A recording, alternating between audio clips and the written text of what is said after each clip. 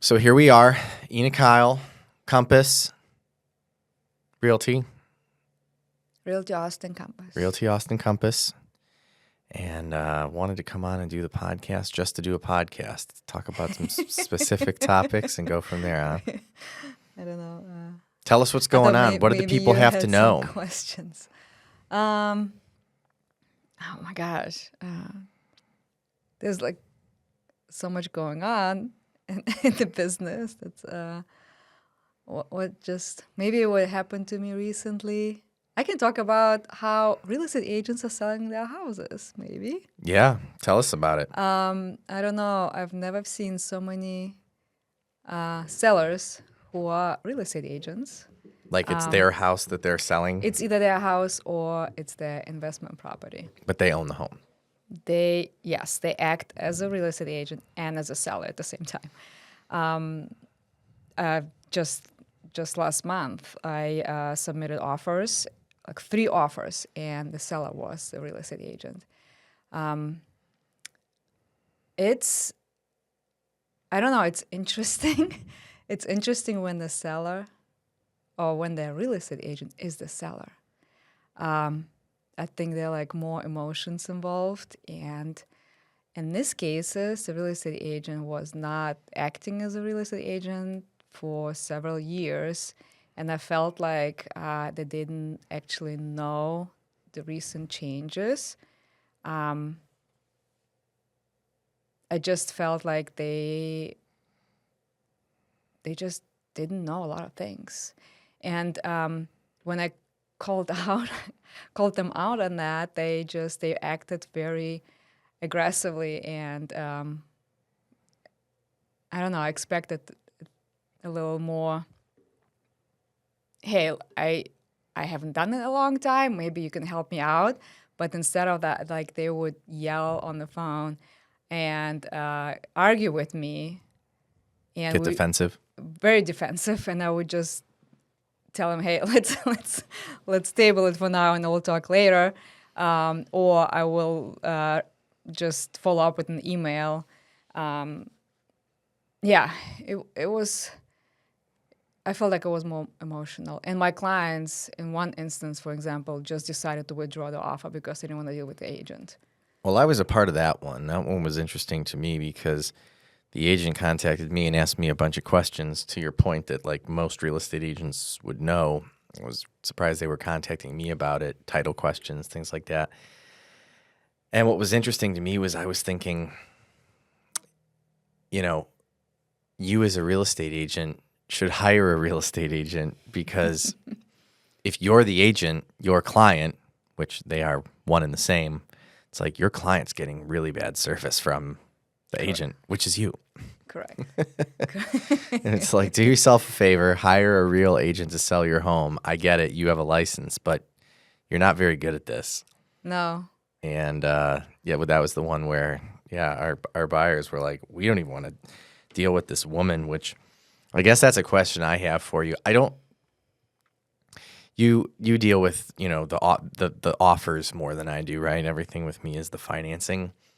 I know for me, when I personally purchase a property, how I feel about this, but do you feel like just kind of the way that the agenda, if you will, or the table is set when offers are being written, like if the agent on the other side of the transaction is difficult, is it common or unusual that the buyer does kind of what our clients did? We're like, you know what? We're not totally in love with this place, and it's already off on like a wrong foot, so they walked away. Where if I feel like if there was a better agent on the listing side, we might have been able to come to some sort of agreement. Do you see a lot of that where buyers walk away not because of the property, not because of the price, but because of the transaction, because the listing agent kind of sucks at their job?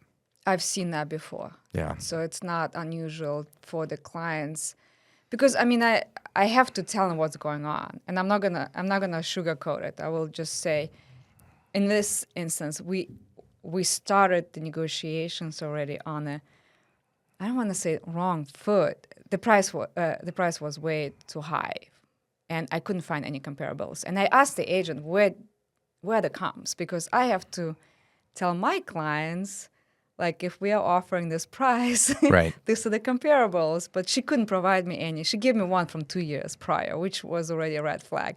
And so she couldn't justify the price, first of all. And my client's like, okay, she doesn't know what she's doing, right?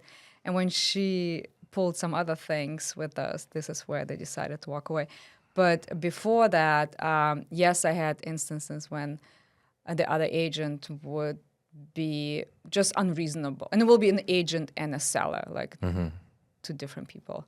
And the agent would get either aggressive or just unreasonable or emotional. And where my clients would say, you know what, we don't want to deal with this agent. I don't Yeah. know how this agent even gives the information to the sellers, maybe with the same emotion or Right.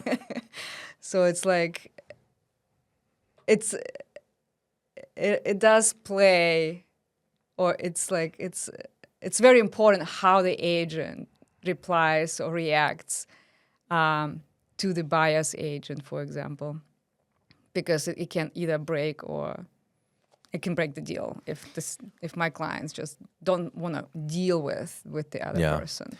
I just brought it up because I don't think that a lot of people think about that, right? I don't think listing agents think about it that way. I don't think that people who are selling think about the possibility that the listing agent is turning off potential clients.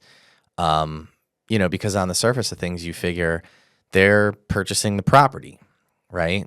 So it's not necessarily about the sellers. It's not necessarily about the seller's agent. It's really just like, here's the house, here's the price. Do you want it or not? And I don't think it is, like I said, taken into consideration enough that even if somebody likes the property and they like the price, if the process is taxing, people walk away. Especially in the market right now, right? I mean, buyers have options. We have inventory. They have homes to choose from. And if the seller or the seller's agent becomes difficult to deal with, they just go to the next house. I even saw when the market was hot, though. I saw, first of all, I saw people that wouldn't even get involved. They refused the moment that there was a multiple offer situation. They just pull their offer. That's true. And then, I've seen instances where people have kind of like won the transaction, and then they get in, through their option period. They look at the property and they kind of find and they kind of see the tone of the sellers. And I mean, to your point, when there was less inventory and it was more of a seller's market, sellers were kind of like, well, we're not going to do anything. And I watched buyers just go, you know what, this is already, too much. And then even though at that time, you can call like the 5 other people that wanted that property, you still have to start over. I just, again, not to beat a dead horse, but I don't think that people put enough emphasis on how important it really is, to try to maintain a level head, a good attitude, and all of the things, regardless of the market, especially if you are the one selling the home, because it goes for the same as the sellers. I've seen people that want to start negotiations, right? And they want to start negotiations and they want to come in at an absolutely absurd number that even they know that the sellers are not going to accept. And, we as real estate professionals try to have this conversation and say, listen, it's totally unrealistic. There's no way the sellers are going to accept that. And the line is always the same. Well, we just want to start negotiations. It's like, do you understand that starting negotiations with this sort of, just attitude, whatever you want to call it, is not going to help. It's not a good look, right? And of course you have it's always just business for the person that is being a dick. Right? Like, I mean, nobody who's like getting, for lack of a better term, like offended or, yeah, we're listing our house. We think it's, here's the comparable sales. We want 750,000 for it. And someone comes in at 600K and they're like, what the fuck? Like the buyer's always like, it's just business. It's like, okay, well for you now, the $750,000 asking price is 800. It's Correct. just business, right? Yeah. And it's always like anyone who's ever said it's just business, like it's almost like you're kind of just saying like, hey, sorry, I'm being an asshole. right? Like so it's like true. it's just like a direct translation to it's just business is sorry, but I'm just being an asshole. Right? Because Yeah, I've yeah, never seen a time when someone said that and it wasn't like a total like, sorry, I'm being an asshole. yeah, yeah. But No, you're right. it goes for the buyers and the sellers. I don't know. I don't think there's enough emphasis on the art of the deal, Yeah. as our president would say. Our president wrote a book called The Art of the Deal. You know who I'm talking about? Uncle Donnie. Yeah, I mean, I'm like, yes, I know the name of the book, but like, where did I know from? Yeah, Uncle Danny, yeah. Uncle Donnie, The Art of the Donald Deal. Trump. Speaking of Donald Trump, today is April 2nd, and it's that, what are they calling it? Tariff Reciprocation Day, where we are going to announce all of the reciprocal tariffs that we're about to put on some of the countries that we trade with. And at 3 o'clock Eastern Time, which is what, an hour from now? In 47 minutes. In 47 minutes, they're going to start making these announcements, and supposedly the market's going to either, react favorably, or they're going to act very unfavorably. So it'll be very interesting to see what happens because, the market is obviously very important for us as far as interest rates and things like that. And I think it's going to be one of those situations where if the market acts favorably, we'll continue to see interest rates slowly trend downward because that's really what we've been seeing for the last couple of weeks. I've been trying to keep quiet about it because the moment an interest rate even comes down like one thousandth of a percent, Everyone will talk realtors about are it. like, "Hey, rates are down," which is like not a lie, but it's like not worth talking about. So we've been seeing this super, super slow trend of reducing interest rates, and I think that'll continue if the market reacts favorably to the announcement. But if it reacts poorly, well, that's just gonna suck. We'll probably just watch interest rates get close to 7% again, and that'll be a bummer. So hopefully, Are you fingers crossed. blocking anyone's rates right I mean, right now, no, not necessarily. I mean, I have a feeling that it's gonna kind of just be chill. That's what I'm hoping for. Okay. But we'll see. We'll see. Yeah. But that's the big news, and we'll see what's going on with that first quarter of 2025. I'd say all things considered was, for rates at least, was, up, down, and kind of ended up even, right? We haven't seen anything too exciting. And the podcast is coming up on 2 years now, and I've been pretty accurate about my predictions in regards to interest rates not doing anything crazy as far as reductions. They've been chilling for a while. How's dating that rate treating you? Longest date ever, huh? Yeah. Oh man, I'm gonna clip that one out. Buy down. Right? All the buy downs. Think of all the 2 buy years downs that are ago, expiring. Yeah. All that equity you could have used towards a permanent rate buy down, but you didn't. Wait, how high was the third year for those guys? Right about where they're at now. So that's kind of okay, like so it's not they didn't jump like to 7.5%, and compared to today's rate, they could refinance to maybe to 6.7. maybe someone with a higher 7.5. rate. I mean, here's the bottom I line: just- is like it's hindsight's 2020, right? It's really easy to say this, and even I couldn't have predicted this, but at the time, the thought process was, we'll go ahead and we'll use all these seller concessions, and we'll temporarily buy down the interest rate, and then when rates go down, we'll refinance you, right? That'd be best case scenario. But then the idea was, but worst case scenario, if they don't go down, let's just say you did a 2-1 buy down like two years ago. Well, you probably had a start rate of 4.5, and then last year your rate went to 5.5, and now this year it's going to 6.5, which is ultimately where the market is right now. Correct. The part that no one wants to really talk about is that if you were purchasing in a 6.5% interest rate market, and you would have taken all the concessions that you received, you probably could have bought your interest rate down closer to like 5.75. And you would have paid that 5.75% interest on your home for the first year, the second year, and even now into this year. And you would currently have an interest rate that was debatably like 0.75% below market value. And you would be in a situation to where interest rates would have to get down to close to about 5.25 to even like 4.99 before you would even consider refinancing. Correct. So it would have been a good long-term play that would have played out, and you would have looked really good if that was the route that you chose instead of a temporary buy down. But again, that's really easy to say when no You one look knows what's going to backwards. happen. Yeah. But yeah, again, just talking about first quarter of 25, nothing crazy with interest rates, but I'll give ChatGPT's prediction. Oh yeah. Yeah, I typed into ChatGPT like 2 weeks ago because I talk to her all the time. And I said, given all the information that you currently have in regards to markets, past, present, and then whatever what are your thoughts in the future? So some of the analysts that I follow, ultimately what we need to have happen is we need to get things under control in terms of jobs and inflation.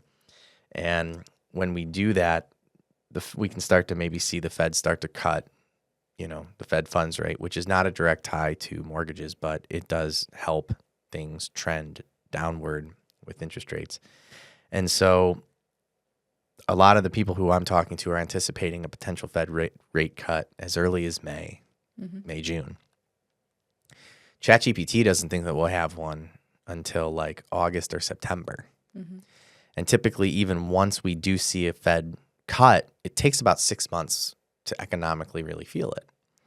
So what I'm getting at when it comes to that is like anyone that is anticipating anything happening with interest rates that would really make it worth their while to hold off for the year of 2025, based on every analyst I talk to, including ChatGPT, I don't think we're going to see any sort of reduction in interest rate this year that's going to make any kind of difference. And then even if we don't see interest rate cuts as late as ChatGPT anticipates, which is, August, September, it really won't be until about, maybe this time next year, probably more like June, July of 2026. Oh wow, more than a year then. That we might actually really see some relief and get into what I think is going to take people, to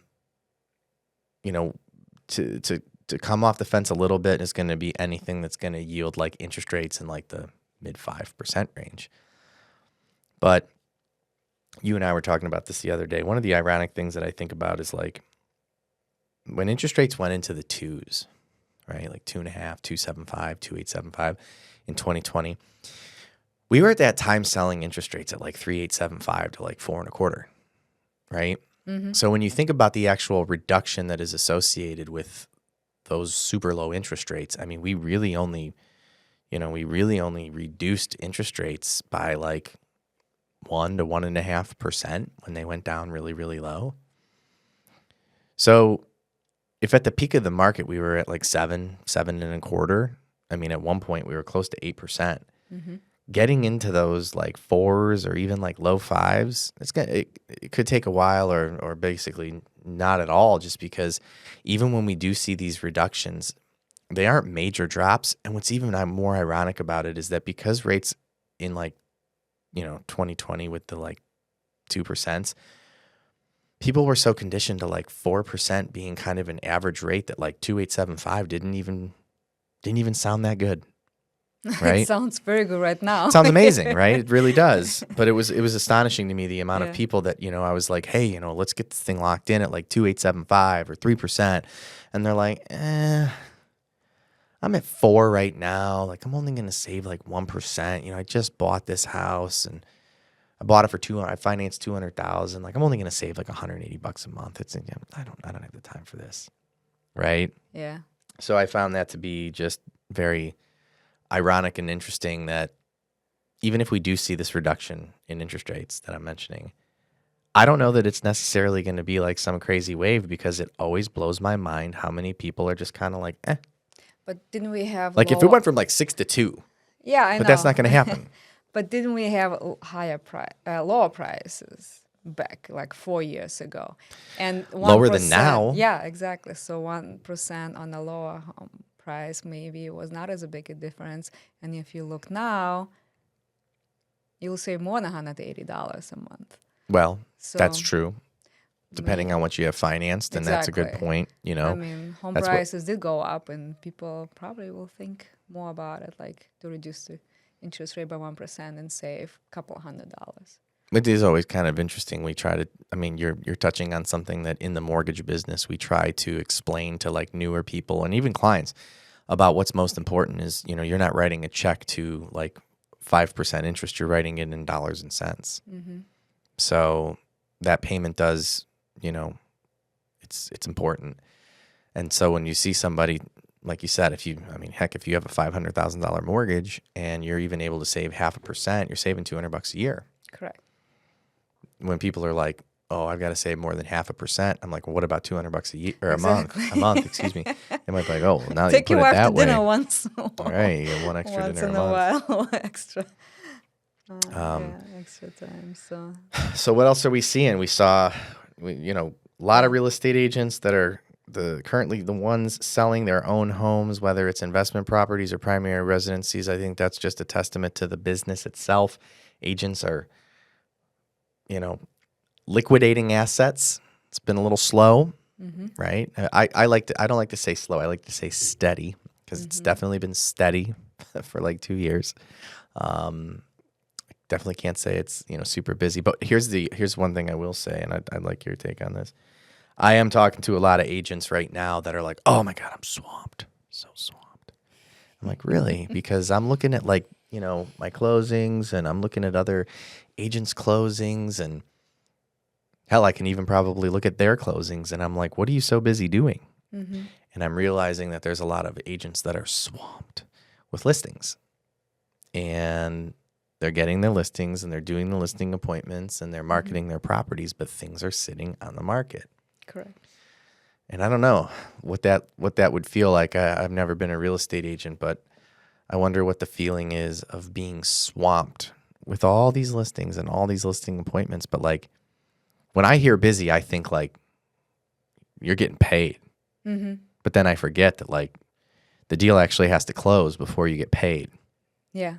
So Are you hearing a lot of what's the agents that are question? swamped with listings, but Not necessarily with listings, but we okay. do have more buyers. I Oh, feel like more buyers are on the they're coming. market. Spring market starting Yeah. spring. Yeah.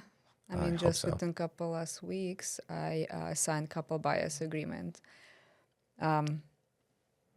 So Why I don't you feel give like us your take on the market? What are your thoughts? What are you seeing? How do you feel? Are you swamped? I mean, we can always be swamped. We always have something to do, right? Yes, if I during the week, I usually don't run the buyers. Buyers want to see homes on the weekends, and same for listings. You kind of do open houses on the weekends as well. So what do I do during the week? I following up with my clients, following up with leads. I'm getting way more leads recently through different websites. I what else do I do? I don't know. Days just go by so fast. I mean,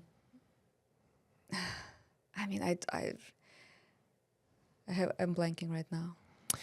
So just staying swamped though, just prospecting. No, it's more of calling your people who maybe pause their search and trying to get their timelines in line again, see where they are.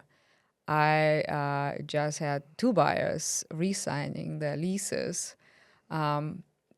just because it's the time right now. It looks like leases are up, and some of them get the notice of the leases going up in price by $200-$300, and they're just not willing to pay more. So they're like, "Hey, if I can afford this lease payment, why shouldn't I just go back on looking for homes, right?"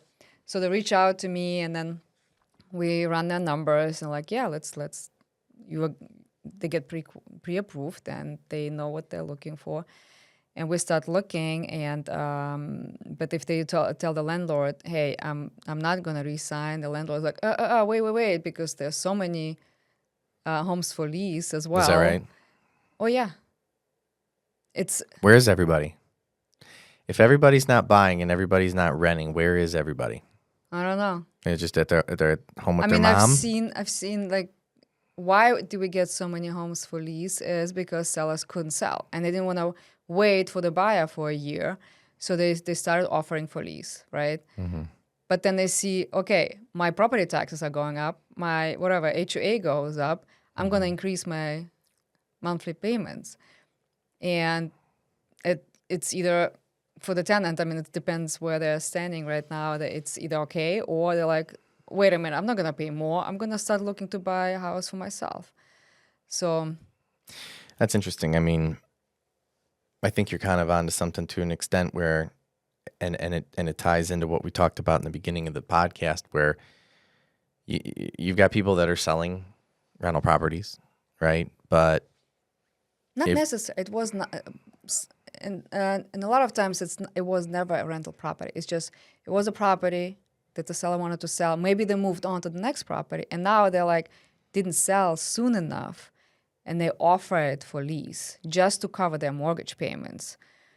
And maybe if they have a good tenant, they are hoping to get the value higher up, right? but that's kind of my point. It's like you have buyers that want to buy, and you've got renters that want to rent. But you're telling me like there's we know there's a lot of inventory in regards to sales, Correct. right? And you're also telling me there's a lot of inventory in terms of rental. So, like, where is everybody?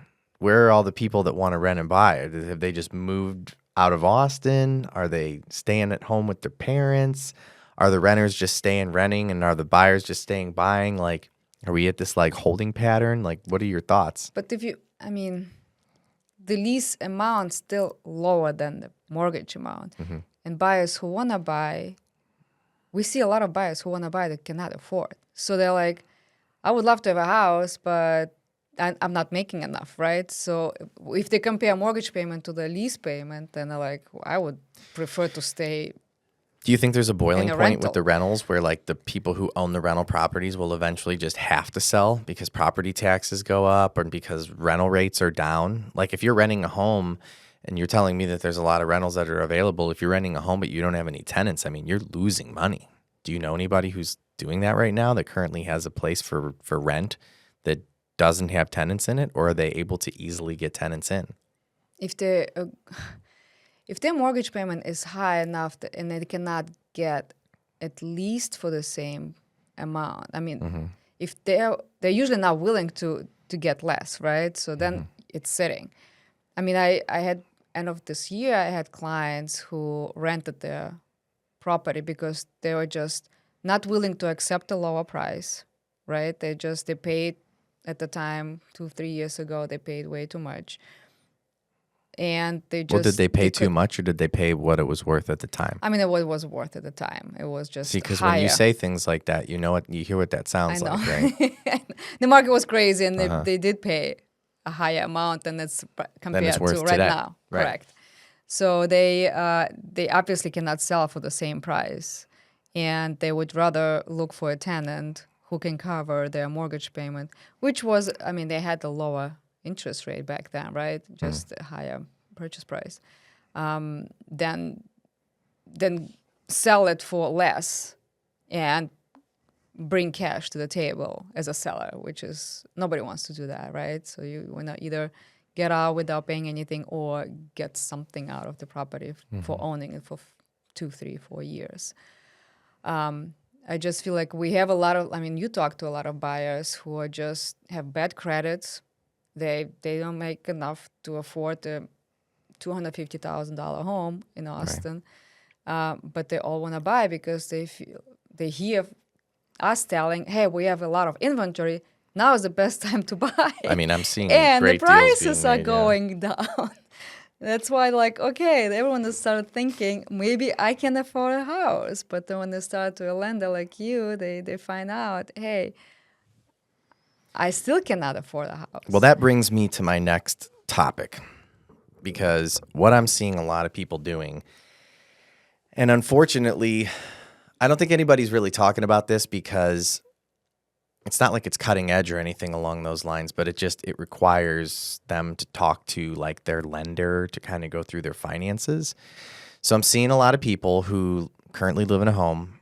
They've got some super low interest rate and they would really love to move to a newer, typically bigger, better, nicer neighborhood home, right? And they're like, man, I really want to do that, but I don't want to give up my like 3% interest rate, right? And that's really like the sticking point. But then when I have conversations with these people, some of them aren't really carrying any debt or anything along those lines. And so it becomes a situation where it's like, hey, my line lately has been nobody really needs to drive a Porsche, right? Like the reason why companies like Porsche and Audi and Rolls-Royce, the reason that companies like this exist is because people want luxury. They want what they want. Because if we were all just being practical, we probably could get away with just like riding our bikes to work and, taking the bus. But we don't because we have things and we see value in certain things. So either A, I'm dealing with the client who has a 3% interest rate and has no debt whatsoever, and they just can't wrap their head around the logistics because it doesn't seem practical. And then I have to have the serious conversation about how most of the things we do financially are not practical. Or this is the part. I have 2 clients this month that, they have other debt, whether it be credit cards, whether it be, installment loans for things like, like toys, if you will, like motorcycles or golf carts. People love to buy these really expensive golf carts. And those debts aren't going away, right? And so what we're doing is we're saying, hey, you really want this new home. You're paying, and I'll just use round numbers, you're paying $2,000 a month on your mortgage. And with all of these debts that you currently have right now, you're paying another $2,000 a month. That's $4,000 a month. Your debt to income ratio is low. It's very, very manageable. And what they really want to do is they want to access the equity in their property. But, there's not enough equity to really take anything out. And even if we did, it's at like 9%, right? And it doesn't really do much. So we kind of solved, these two, they're not problems, but we solved these kind of 2 pain points at once where we're selling the starter home and taking all of the money that we've made on the property and we're paying off all of the debt, making the client debt free, and then getting them into the new home, the bigger, the better neighborhood and everything along those lines. And even with a higher interest rate on the mortgage, because mortgage rates are much lower than any credit card or any kind of installment loan, we're actually getting them into a newer home, making them debt free, and then eliminating everything but their mortgage payment. And in some instances, actually both of them, now that I think about it, are going to have a lower outgoing monthly expense than what they had than when they were currently in their home with like their 3% interest rate. And so it's like, great. Like, yes, their mortgage payment's going to be higher than their current mortgage payment, but they have no debt. Everything's paid off. Obviously, credit's going to shoot through the roof. Until they acquire more debt. Well, hopefully they don't, right? That's kind of the point. It's like how did you get there? That you have a credit card payment of $2,000. I think what happens for a lot of people is that they purchase a property, and I think parts of it start with furniture and home improvements and things like that. And again, I mean, it's easy to say like, well, maybe you shouldn't have bought all those things. Well, we did. Okay. We're here now. Right. And that's kind of the conversation because as real estate agents, you can't necessarily know whether or not that's even an option, or even if it is an option, like clients aren't going to come out and tell you like, yeah, I'm thinking about using my equity to pay off the $40,000 worth of revolving debt that I have. Right. And then even putting the math together, I know people that are terrified just to look at their bank accounts. Right. So when they get in touch with me, and like, I guess that's kind of what I've been trying to do lately is figure out better ways to get in front of current homeowners that really do want to buy a better home or a newer home. Whether or not they feel it's practical, I don't want to talk about that. I want to look at your overall financial situation. And I mean, don't get me wrong. If you live in your house and you love it and you love the neighborhood and you have no desire to move, then by all means, like that's not what I'm asking. I want to talk to people who are like, Matt, I really do want to get out of this property, but I don't know if I can, or I don't know if it's a smart idea because my rate is so low. I love my $1,800 mortgage payment. I don't want anything different. But it's very interesting to me to see how people compartmentalize mortgage debt versus revolving debt like they're almost not the same thing. And the name of the game is getting your debt, whatever it may be, at the lowest possible rate, period. So you are looking for people who are thinking, for example, of getting like equity line of credit, right? Because they're like, I have so much to pay off and this is what I want to use it for. Or maybe do upgrades in a house. Yeah, or well, everybody something. thinks, okay, I'm going to get an equity line of credit. Because it's a right? second loan and people don't think about it, which has a way, way higher interest rate. That's what so the problem if is. you would combine it, maybe it will be even higher than if you would get into another home, which already has upgrades or it's newer, whatever, where you can get a lower rate. I can like say, I today's can rate, tell you right? right now that depending on the revolving debt that the client has, I can almost guarantee that a home equity line of credit will yield a higher payment in terms of overall monthly expenses That's what I'm than getting to. selling your property, buying something more expensive, paying off all of your debt. You will have a higher payment just in general with the equity line of credit, for sure, 100%. It's just, I mean, unless you have, and again, it goes back to, I always get comments on these videos where someone's like, don't spend more than what you know, there's always like some, Don't spend more than yeah, what you I'm get. serious. You Well, watch the you should comments talk on to these. There's everyone. there's always some warrior Every that's American like, who and lives. it's always some jerk off that's like, I paid my house off in full in 5 years, and I've never even used a credit card. It's like, cool, bro. You Yeah, know, kudos to you because most and you like Americans click on his account, and it's do like it's not some know troll. how to save money and how to spend money. They Right. know how to use credit cards and how to get into debt. Yeah. Well, and again, the point is So- like if you're there, let's figure out a way to get you out of it. And one of the ways, again, I'm watching it unfold in front of my eyes with 2 clients this month. We had one in January, and I am having the conversation a little bit more. And I think it's just a kind of a cool way to reset, right? Like, you know, again, I mean, didn't you do it yourself I when you was did in something similar. your Yeah. 20s? So it's like that's what we're trying to tell people. If you purchase your first home, do not look for a house. You're gonna fall in love and gonna raise your kids and you're gonna die in this house. Like your first house should be the one where you can see value going up, right? Yeah. That's why they call it a starter home. Yeah. And then build your equity within 5 to 7 years and then sell it, get cash out of it, and buy something you like Even more.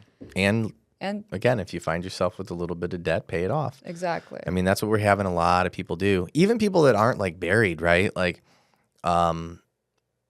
actually had a conversation. We just closed on the deal yesterday.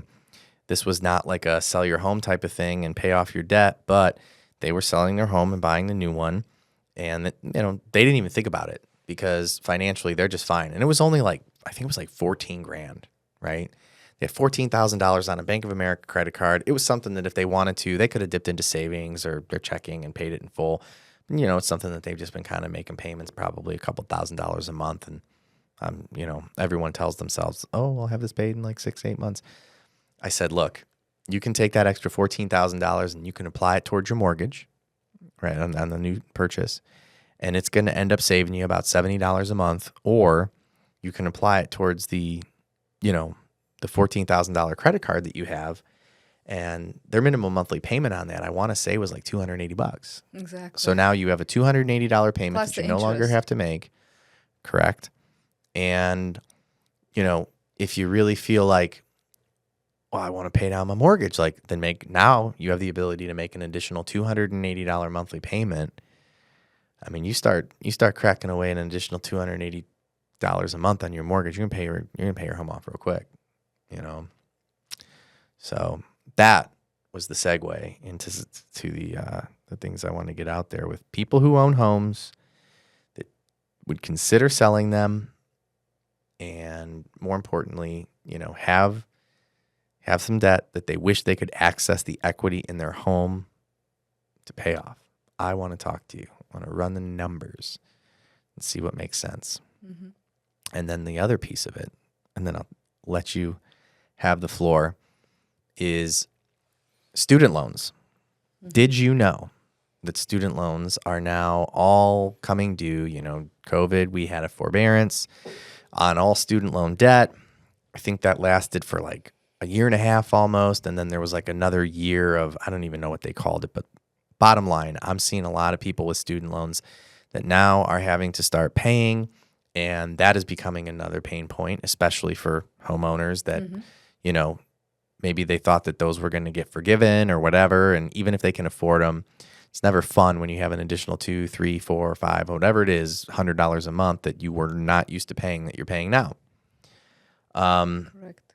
Fannie Mae, who's one of the largest mortgage lenders, they're allowing for a cash out refinance, not an equity line, but a cash out refinance where they allow you to refinance your home as long as you're paying off your student loan debt and they don't hit you for any sort of like cash out. I don't know what to call it. Like, we call them Taxes. LLPAs, like lower level price adjustments. So they don't like boost your interest rate more because cash out refinance is considered to be somewhat more of a risk. So you typically take a higher interest rate than if we were doing what's called a rate and term refinance. So for those of you with student loans, first of all, let's talk about selling your house and getting you into a new one and paying off those student loans. But if you love your house and you want to access the equity in your property, there are programs out there. If you want, you can pay off your student loans with the equity in your property. So those were the two things I wanted to touch on. Yeah. Thoughts? Will you just black out on me? No, I'm just thinking what you had the conversation with a guy who just didn't pay his student loans, but he wanted to apply for a mortgage and his credit score was so low. Well, yeah, he was like the because perfect he storm. was just thinking that he doesn't have to pay. Right. Anyone with student loans should look into the account. Yeah, man. If you have student And loans and start paying them off. If you are thinking on purchasing a home in the near doing future. anything. So his student loans came out of forbearance and the whole thing. It started at the beginning of 2025, right? That's what I think it is for everybody too. And he knew it. Everybody knew it. And he just kind of went, well, we'll see what happens. I pulled his credit last week. So he hasn't made 2.5 months worth of payments on his student loans. His credit went from a 710 to a 475. It will take you forever to get it back to 700. It'll take a long time, not forever, but it'll definitely take some time. So yeah, that's another thing. If you have student loans and you knew that you had to start making payments on those at the beginning of the year and you kind of went, we'll see what happens, you may want to check your credit. What else do we need to know, Ina? I don't know. I just went into with open mind. Yeah. Anything you're looking for in real estate? Any clients that you want to kind of get the word out to, or anything like that? I have a new listing in Windsor Park, just outside of Miller. I could promote. Why don't you? It's so an investor bought it last year, and he completely remodeled his home from top to bottom. I mean, he replaced the roof. He had to go into the foundation. The foundation had to be leveled. All the walls had to be replaced. Plumbing, electrical. They even did insulation, new windows, new doors. Pretty much everything if you walk through this house, everything you see is pretty much new. Even new sod and new fencing. It's a 3-bedroom, 2 baths, 15, so 1,515 square feet. Completely like an open layout. You have a living room going into the dining area with the kitchen. There's an additional room with a nice fireplace that you can use as a reading nook or an office.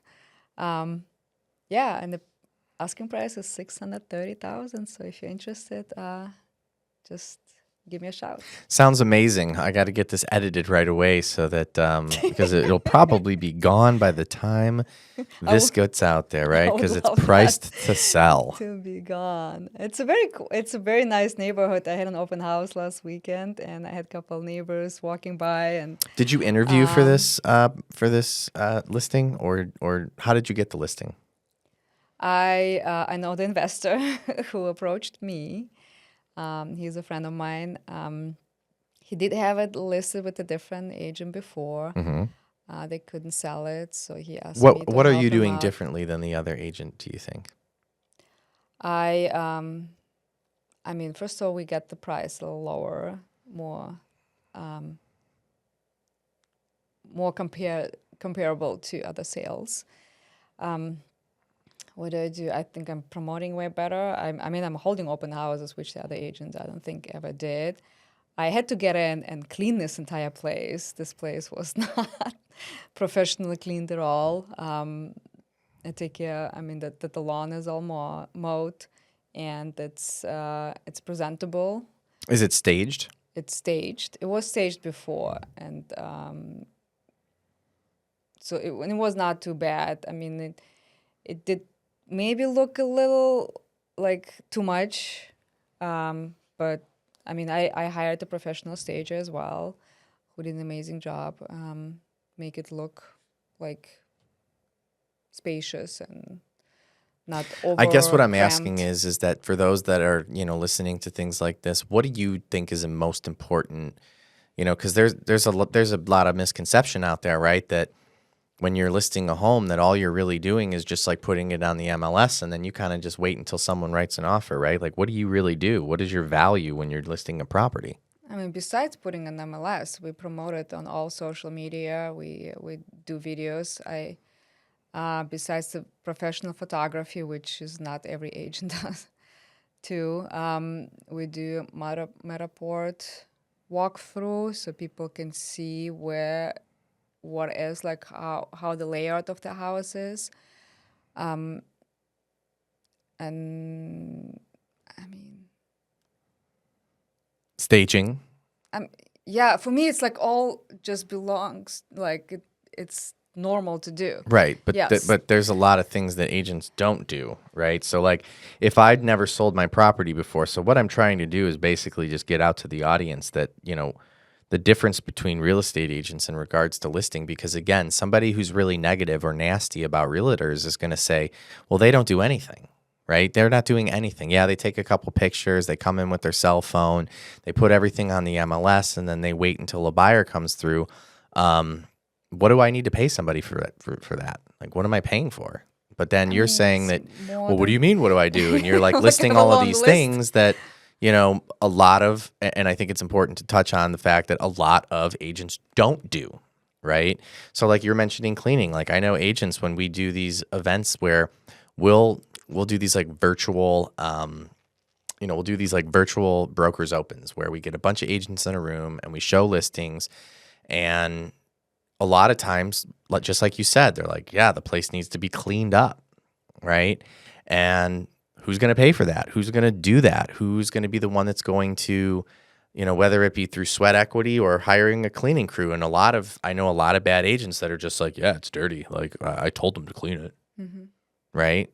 So like those are the things that I want to try to chat a little bit about as far as listings are concerned, the differences when it comes to agents. Because if everybody just thinks, oh, well, yeah, every single agent's going to come in and clean the property and bring in furniture and stage it and take professional photography and all of that, then, I mean, not. Is that industry standard? Is that what you're saying? I guess no, it's not industry standard. Oh, okay.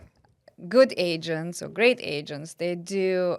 When they come into the property, I mean, okay, I talk to myself for myself, right? For myself, when I see a property, I look at it like how, and I ask myself, what can I do with this home to make it presentable to the buyers, that the buyers want to buy it, right? And I put myself into buyers' like perspective. Mm-hmm. When I met with my client, even if he's my friend, right? It was remodeled, right? And you know how some people work. They leave paint on frames or whatever. Like I walked through this house and I said, hey, first of all, I see paint stains there. I didn't need to be cleaned. Or the framing around the doors were kind of, I don't know, was rough on the edges. It had to be like either repainted or like I point things out because as a buyer, when I come into a remodel home, I will pay attention to those things because they're supposed to be new. They're supposed to be looking great, right? It's just everything's supposed to be nicely done. So first of all, I walk through the house and I'm like, okay, I pointed some things out. I'm like, the ceiling kind of, the paint needs to be redone. So I gave him a list of the things that his contractor has to address again because it doesn't look right? Because in my mind, what the buyer would think, if I see like little mistakes, what else is there what I don't see? They will question, how did you perform the work besides like behind the walls, for example? Right. Will my like faucet start leaking behind the wall? I wouldn't see you until I get mold for the wall or whatever. So if we can avoid all those little mistakes which are visible, then the buyer, I think, would not ask questions about how is it done behind things, like behind the walls, for example, because if it's closed in and we don't see it, right? And the inspector will not be able to find out. So this is the first thing I do. Then, yes, after the contractor comes back and does everything, I'll come in and I have a cleaning crew who I hire personally who does cleaning for me. So, And who pays for that? I do. So Right. I pay for a cleaning company who comes in and cleans everything from, the windows, floors, bathrooms, all of that, even kitchen cabinets. They were dusty inside, which I checked before. So I'm like, hey, make sure all the cabinets are clean. And after the cleaning was done, I hired a staging company. And who pays for that? And the staging company is paid by me too. So, because I hire, I pay, right? So the staging company comes in. We discuss what I need to get done, what rooms need to be staged, and what style and what I picture. They come in, they stage the house. Then I hire a photographer Who pays for that? Me. Okay. So the photographer. So you're comes making in like an and- initial financial investment with the seller Correct. to increase the chances of getting the home sold. Yes. Wow. Because I wanted to get sold. Right. And when I sell That's it, when I you get get paid. Exactly. So I invest into a listing up front because I'm pretty confident that I get it sold. Is there anything else? And then after that, yes, all the marketing I have to pay. Putting on social media, not just like to put on social, we have to boost it. So it's like it's visible to all the clients within this So you're neighborhood. doing paid ads to market it on the internet. You're doing print ads. You're putting in the sweat equity for the open houses. You're driving there. You're taking Flyers, brochures, all printing materials come from my. So it's safe to say, expenses. you're spending could potentially be in the thousands Yes. when you're marketing a listing. Yes. Right. And if you had to guess, just knowing what you know about real estate agents in general, what percentage of real estate agents would you say you think are spending that kind of money when they list a property? Is it 50%? Is it 20%? Is it 100%? That's definitely not 100%. Definitely not 100%. I think it's less than 50%. So you'd For say less than sure. 50% of people who are listing homes are spending the money and the time and putting in the effort to sell their property than what you just described. And would you say that the majority of the people that you talk to are either A, surprised when you do all of those things, or B, do they think, of course she does all of those things? This is the client now. Do you think the client is like, wow, I didn't realize that there was that much that went into it as far as money and investment to sell this property? Or are they like, yeah, this is how it should be? I think it depends on the price point and on the client. I feel like they kind of mostly, I don't know, maybe I just had an experience with people who do expect you to stage it and make it presentable, etc. But they don't know how much it costs. So I don't know if they think I just bring my furniture and put it in there and do pictures with my phone. Because when I do start like point out or pretty much sometimes I list how much it goes into a listing with my pricing, like what I pay the stager, what I pay a photographer, what I pay a cleaning company, all of that. And if I need a landscaper, I might throw in landscaping service. So I feel like they expect it from you, but they're not aware how much it costs. So showing them how much it goes in makes them feel more comfortable of agreeing on a certain compensation.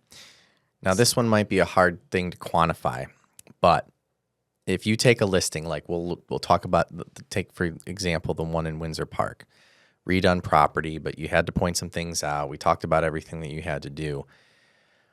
How much do you think you increased your chances of getting that house sold by doing the things that you did? In other words, do you think it like doubled your chances, tripled your chances? Because I know a ton of agents that take on listings and then like 6 months go by and nothing happens. And then, well, I'll ask them like, did you stage it? Did you do this?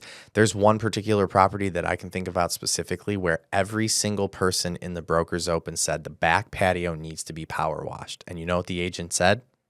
I don't have the time, money for it. I'll tell the client. Yeah, I'll tell the client. Like, bro, Yeah. come on. That's usually because I don't want to spend that money. And I mean, Or their if time. you didn't make, yes, you could go get a power washer for $120 a day and power wash it yourself. Or you could hire someone, but it will cost you more. But I guess my point is like, what do you think, you know? I don't know how much of it. I mean, we have 2 other listings on the street, and they're both staged as well. So I just feel like nowadays, I mean, you need to see what's active around you, and just to be on the same page, you have to get at least to the same level. Mm-hmm. Or you have to drastically reduce your price. Or you have to reduce the price, yeah. Yeah. So it's, yeah, who do you compare you with, right? I mean, So do I've you seen feel them- that doing all of the things that you do, I mean, It obviously it should be shows done value. by every agent. Well, it definitely shows value to the potential seller, because I know if I was selling my home, I would choose somebody who said that they were going to do all of those things over someone who said that they weren't. And again, like I said, I know it's hard to quantify, but I would be curious to see. I wish we could figure it out what the, you know, dollar for dollar, like. There must be a statistic about it. I think stages have a statistic. I mean, I'll give you For like staged versus unstaged home. When I sold my first house, I put in the seller's remarks that I was willing to repaint the entire interior of the property of whatever color, you know, that the sellers would choose, right? All I wanted them to do was come in with an offer, and then we would paint the house, because my whole thing was about logic, thinking, why would I repaint the interior of this entire property if it's not going to be painted in a way that someone is going to want it, Mm-hmm. right? We went about 2 weeks and I didn't even receive one offer. And my real estate agent was like, you have to paint this place. It will make such a difference, right? And I said, that's fine, you know, but then obviously take it out of the broker remarks that we're going to offer the opportunity to paint. Like, it's no longer an option. We chose our color. We painted it over the weekend. I got an offer the very next day. It was insane. Correct. All just from painting the interior. So I would say that, you know, I don't know what the stat is on that, but you go 2 weeks without an offer, and then one day after just putting in, you know, this is a while ago, but you know, it was over 10 years ago, but it was like, I think the whole thing cost me like $3,500 to paint the interior of this property. And boom, we have an offer the very next day. It's wild. So I would say that doing some of the things that you made mention of as far as staging, cleaning, all of that would more than double your chances of selling that property. More than double. I agree. Yeah. Well, why didn't you say it when I asked you? No, you asked me for the exact number. I'm like, I don't know how much. I said, what do you think? It doubles, triples? Like I mean, at least doubles your At chances. least double. Right. So that's the thing that I think about too. I was Like when I don't know the exact number. when an agent's, you know, we talk about like, oh, what's an agent going to make? 1%, 2%. You know, it's like, if you gave up half your, like, this is the way I see it, right? And of course, I don't want anybody giving up their commissions or anything along those lines, but it's like, if you've got a commission on the line of, I'm just going to use, let's just say $10,000, you stand to make $10,000, and this property has been sitting for like 90 days, 120 days, like, what is stopping you from making it, even an initial investment? And I wouldn't even encourage this, but like, dump $5,000 into that place of your own potential commission, and you will walk away with $5,000. That's 100% return on investment at that point. And agents let things. But then zero after 6 months because your listing expired. Maybe. I mean, if you're confident that the house is priced properly and you feel that there are just a few things that are going to need to be done, I think that's what a lot of these big agents are doing. I don't want to name anybody's name, but we had somebody who came in at one of our Proctor events and had a lot to say about, the amount that they charge for commissions and everything like that. And there were some pretty big numbers. And I don't have anything to go on this other than just the way that math works.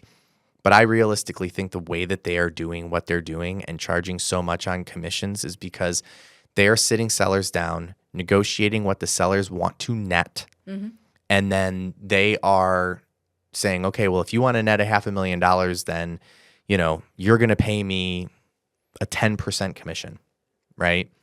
And what they're doing is they're coming out of their own pockets and they're painting properties. They're not them personally, but they're painting the property. They're doing all this. And so now they make like a $10,000 initial investment into this property on the seller's behalf, and they sell this thing and they get a 10% commission.